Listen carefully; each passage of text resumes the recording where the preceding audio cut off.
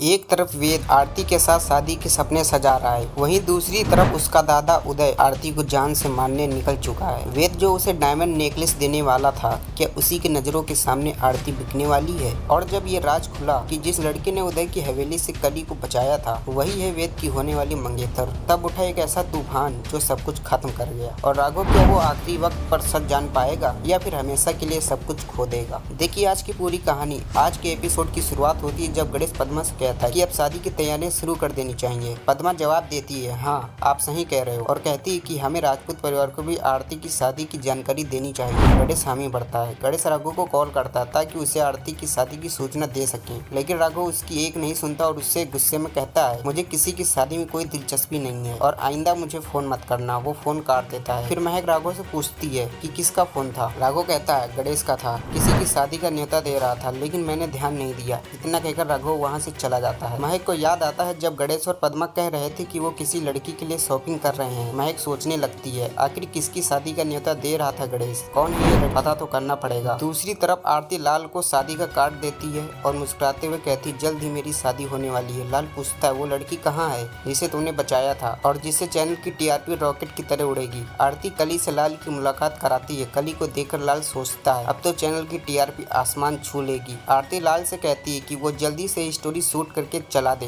क्योंकि शादी के बाद वो अपने ससुराल चली जाएगी। उधर आरती वेद को कॉल करता है और बताता है कि वो दिल्ली आ रहा है मिलने। आरती कहती है तब तो बहुत ही अच्छी बात है। वेद आरती से पूछता है तुम्हें डायमंड पसंद है या गोल्ड? आरती मुस्कुराकर जवाब देती मुझे वही पसंद है जो तुम्हें पसंद है। फिर वेद पूछता है तुम हनीमून पर कहाँ जाना चाहोगी? आरती थोड़ी गंभीर होकर कहती है मैं कहीं नहीं जा सकती क्योंकि मेरी माँ बिस्तर पर है और मैं उन्हें छोड़कर नहीं जा सकती। वेद कहता है मैं दिल्ली आ रहा हूँ, तुम्हें डायमंड का नेकलेस गिफ्ट करूंगा और तुमसे प्यार का इजहार करूंगा। जिसने कभी आरती को देखा तक नहीं, क्या वो वाकई उससे सच्चा प्यार करता है या सच कुछ और ही है? देखिए आगे। आरती चौंक जाती। फोन कटने के बाद आरती लाल से कहती है ये पहली बार है जब किसी ने मुझसे आई लव यू कहा है। लाल हंसते हुए कहता है उसने तो तुम्हें असल में देखा भी नहीं है, अगर देख ले तो शायद कहे आई एम सॉरी।